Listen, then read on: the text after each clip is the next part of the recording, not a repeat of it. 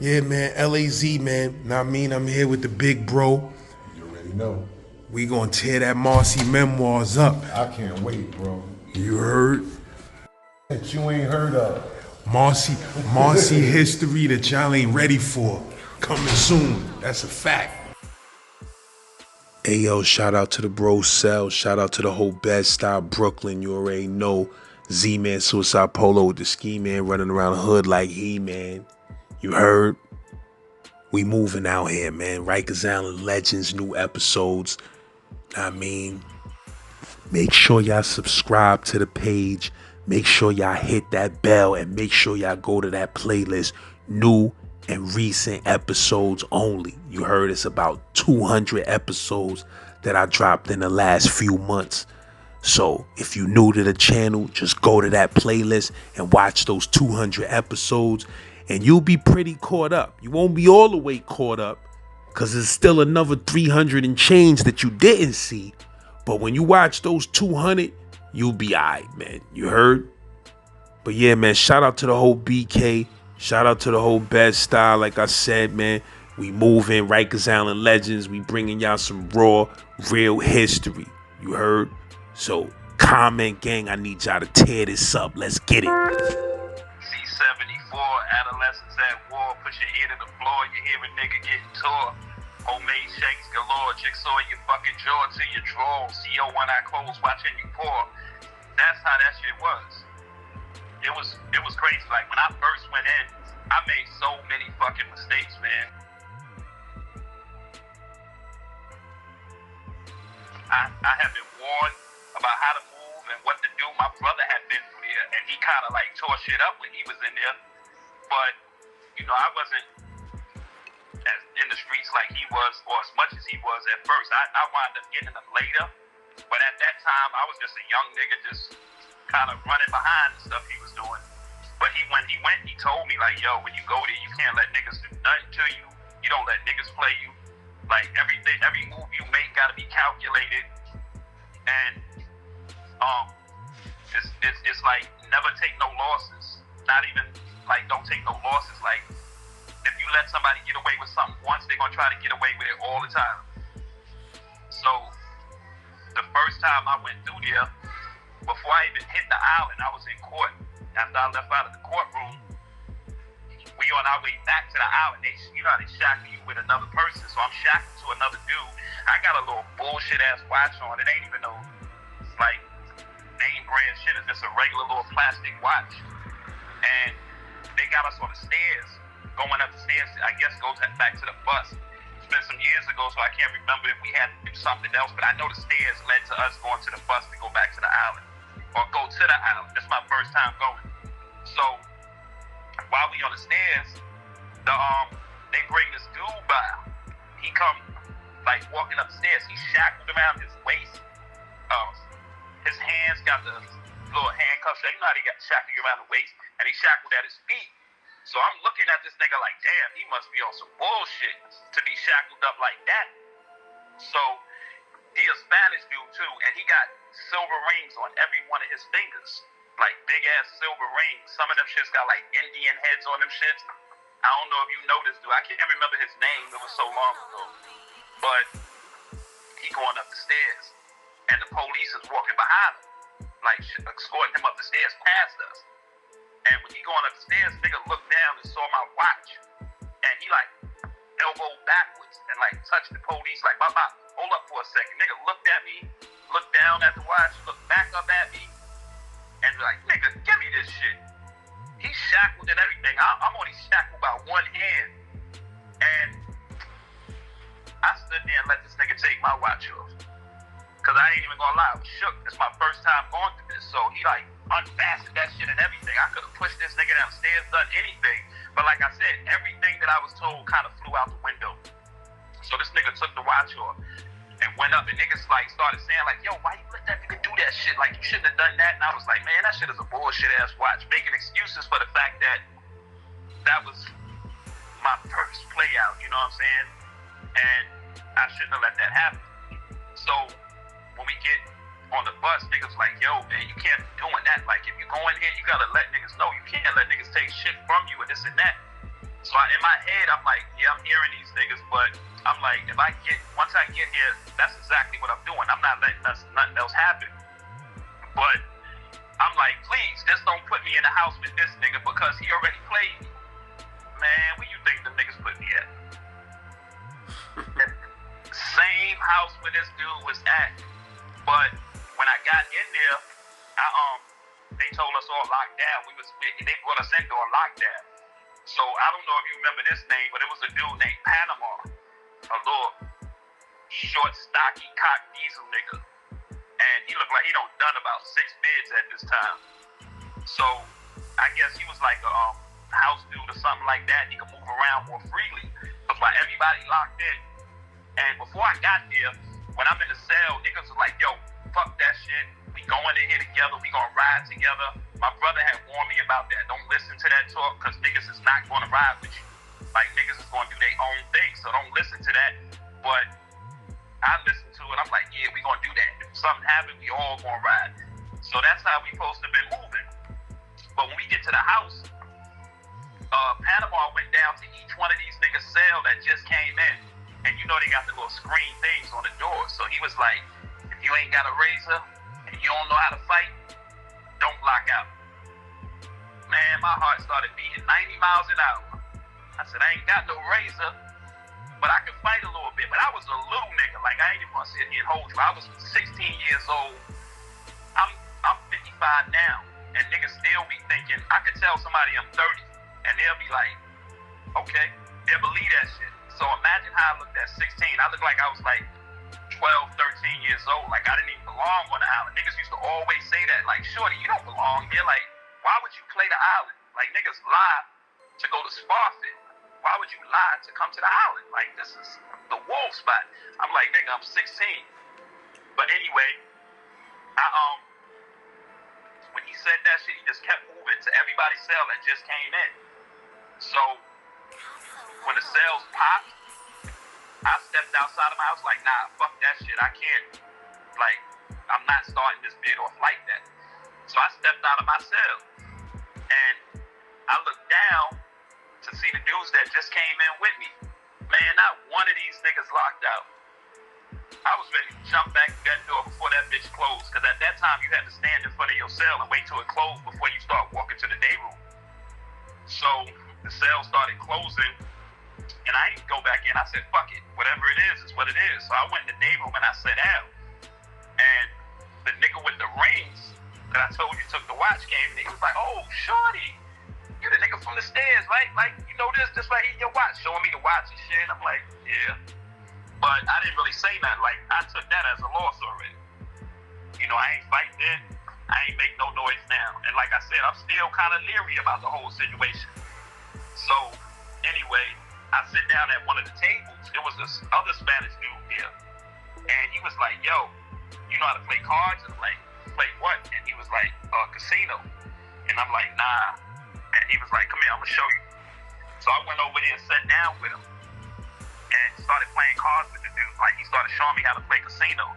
But the whole time, he's schooling me on what's going on in the house. Like, who, and, like, you know, the doja niggas, the niggas that's just gonna move off of other niggas' strengths. So, I'm listening to him. He like, yo, they gonna send somebody at you. I had on a pair of leather, black and white Pumas. Pumas, they all white leather with the black stripe. So at that time, Pumas was the shit. So the dude schooling me, he telling me what's going on, who's who and what's not. And he was like, yo, don't let niggas do nothing to you. Like, anybody that come at you, fight, win, lose, draw, fight. So I'm like, all right. So we playing cards. And I see them over there whispering. They talking to some nigga, and he told me what's up. He was like, yeah, they get ready to send that nigga right there at you. He's nobody. Like, do your best to knock this nigga head off. So I'm like, all right. So dude come over there. He's like, yo, what you want to do for them Pumas? And I'm like, whatever I got to do to keep them, nigga. And he was like, come in the corner. So I go in the corner, and I dust that nigga ass off.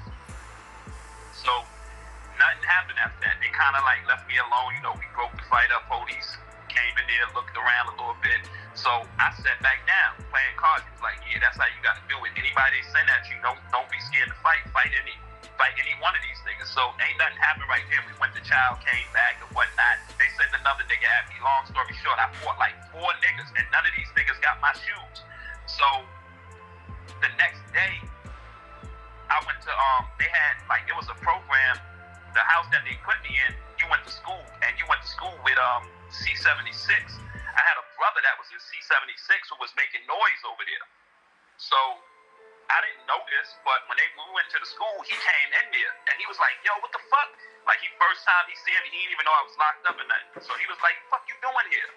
And I was like, got caught up. So he was like, yo, you all right over there? I'm like, yeah, I'm good. So he just started hollering at these niggas like, yo, that's my little brother. Y'all make sure that nigga's all right. Like, if anything go on, I know this jail, but like, make sure that nigga get a fair one. Other than that, we gonna blow this whole house up when y'all come back to the school. Like, make sure my brother good. So they was like, nah, Mel, that nigga good. You know what I'm saying? He's fighting. You know what I'm saying? He handling his own. So anyway, we go back to the house. And none of these niggas, like I said, that they was sending at me could get my shoes. So, but it was this one dude in there. I can't remember this nigga name, but it was a big nigga. Like, you could tell he been up north, and it was his house. He was quiet the whole time, didn't say nothing, didn't really even come out of his cell. But he came to me and was like, shorty, I don't even want to do this, but I want them shoes. Come in the corner. I looked at this nigga like, come where?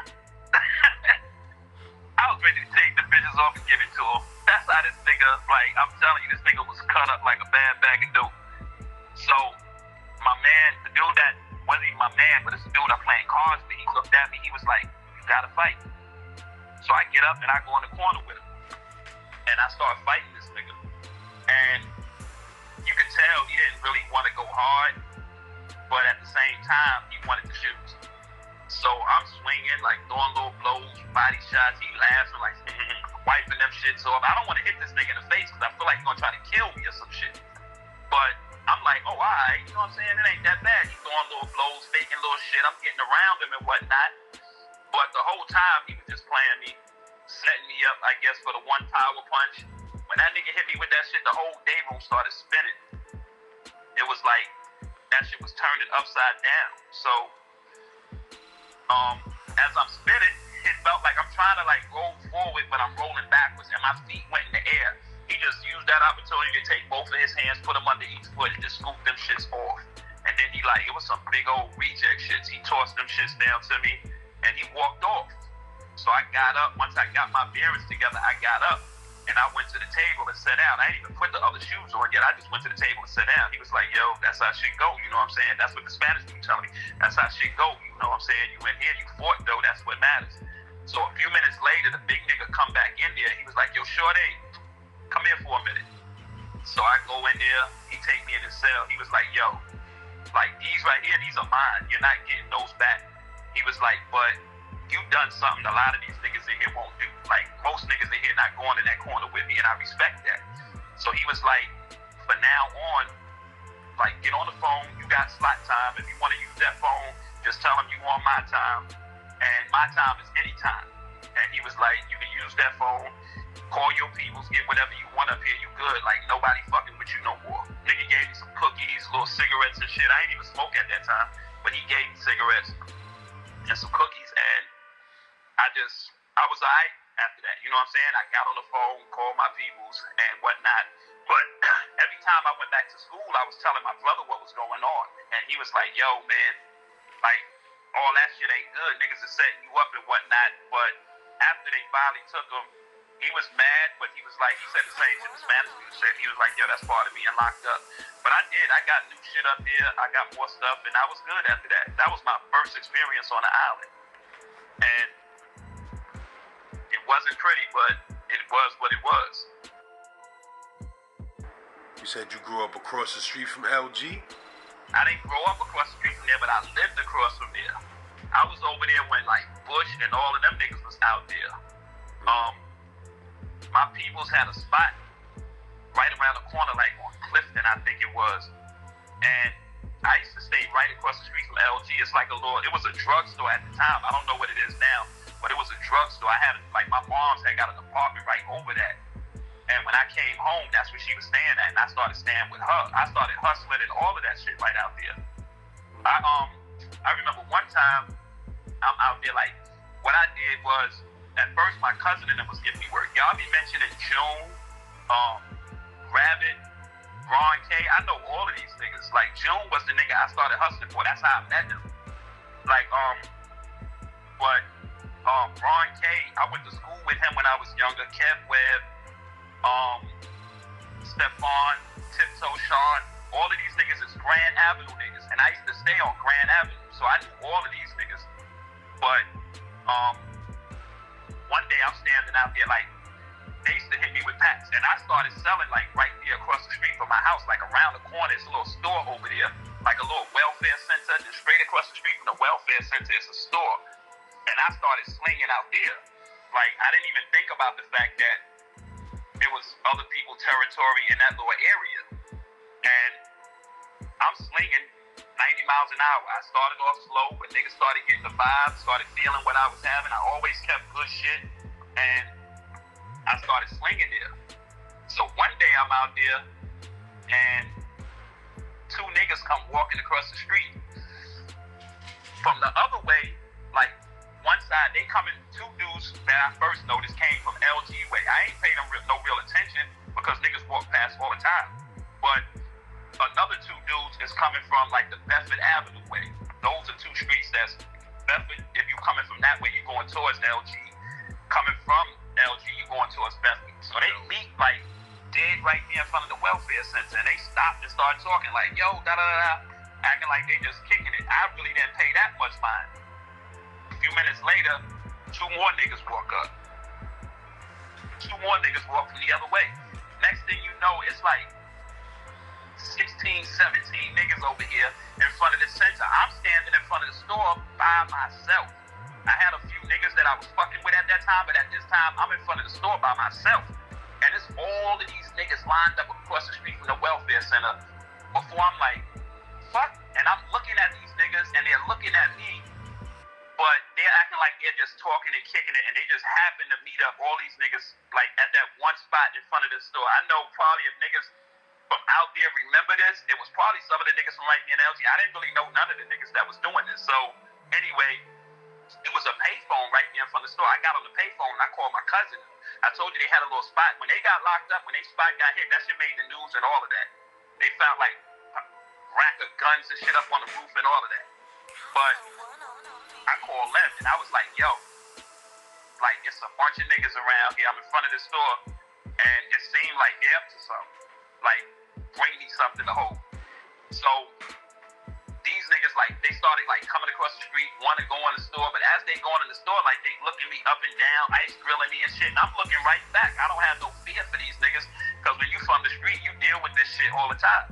It ain't no different shit, but at the same time, I'm like, what problem do these niggas have with me? So anyway, that's why I really didn't have no fear, because I knew I didn't do nothing to none of these niggas, but at the end of the day, I knew it was something that they felt about what I was doing, and I didn't know that these niggas was peoples with the dudes who had a spot right around the corner from where I started slinging at, and you can say I basically shut that spot down, because after a while, nobody was going to that spot. They was fucking with me, because like I said, I kept good shit. I didn't short niggas. If they was short, I gave it to them and whatnot, you know what I'm saying? Just bring my loot back. Like, I played fair. But anyway, my cousin and them was like, all right, we on the way. So next thing you know, like, 10 niggas come around there. It's my cousin and them. And they armed to the teeth. And they come up, they like, yo, what's up? They, what's up? And I was like, I started telling them what happened and whatnot. And I was like, nah. He was like, oh shit, I know these niggas. And he was like, all these niggas is my niggas. And I'm like, and? He was like, let me go holler at them. I'm like, nah, don't go holler at nobody. Just leave me something and go ahead, I got it. And he was like, nah, Sarah, you trying to get money. Like, you can't be mixing that with beef. And I'm like, but if you know these niggas and they respect you, they're going to respect that. Like, just leave me the hammer and dip off. If they feel like, oh shit, that's Low Peeps. Because that was my cousin's name, Lovell. A lot of niggas out here know him. But anyway, I said, if they respect the fact that I'm your peoples, they're not going to do nothing. I said, but if they don't, just leave me something to hold myself down. He was like, nah, I'm not putting you in that situation because I know these niggas, and if I don't like say nothing or okay, like nah, this my peoples, they'll still try you, thinking I walked off and left you. So long story short, this nigga go over there and holler at these niggas. He dap them up, he talking this shit and whatnot, and basically let them know like, nah, that's my peoples. You know what I'm saying? Ain't nothing gonna happen out here. So they just started dispersing, walking away. A little while later, my man walked up. It's a dude that I did it with. His name was Shy. And he walked up. A lot of niggas know Shy. He had like one gold tooth in the front. He was hustling out of state, but he had some spots that he left back. Like I think he was in VA at that time. So he came around. Like right after all of these niggas dispersed, he came around and he was like, oh shit, Sel, what up? So I spoke to this nigga. I was like, Shy, what's good? And he was like, nah, shit. He was like, so you the nigga that's out here? And I'm like, what you mean? And he was like, yo, that was my spot. That was right there in that block. And like, you basically shut my shit down. And I was like, oh, so that's what all these niggas was for. He was like, nah, you know, I just wanted to know what was up. But he's like, now that I know it's you, you know what I'm saying? I'm not really stressing it. You know, I got spots all over the place. I got shit out of state. He was like, but like make some type of compromise with me. And I'm like, what's that? He was like, let me put a nigga out here on the block with you. And, you know, we just split the money. I'm not going to step on your toes. You know, we let our product speak for itself. I said, I ain't got no problem with that. You know what I'm saying? We can do that because I know I did knock over this nigga's spot.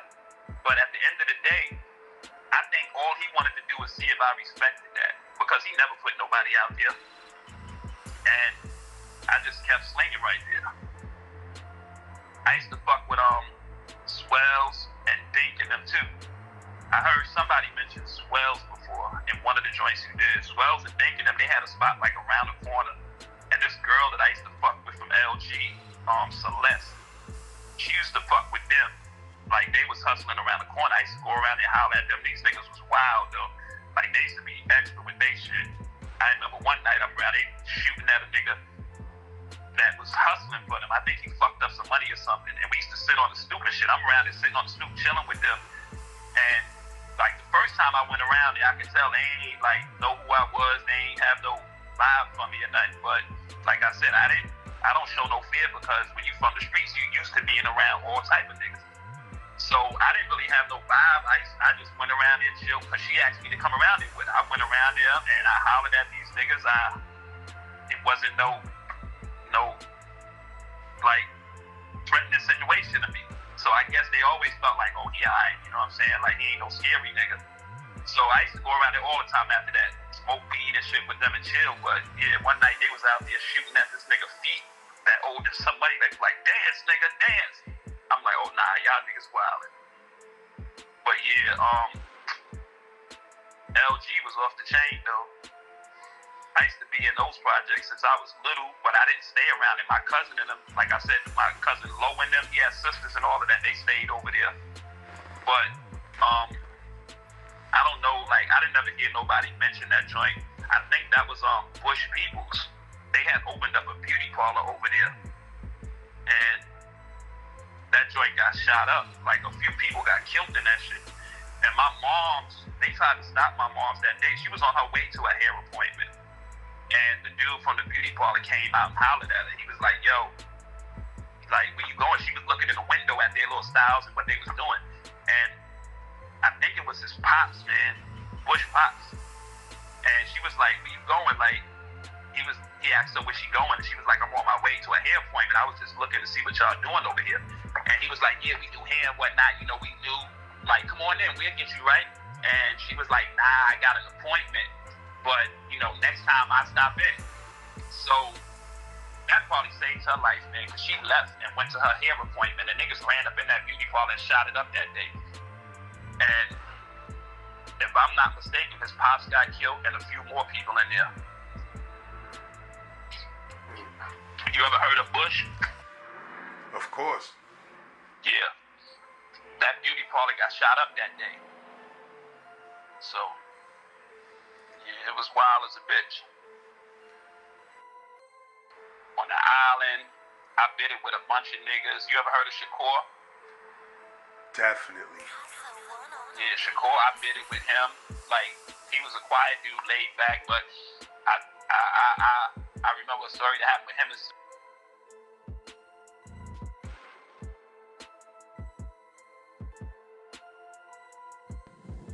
Stream these jail stories on your favorite streaming platform.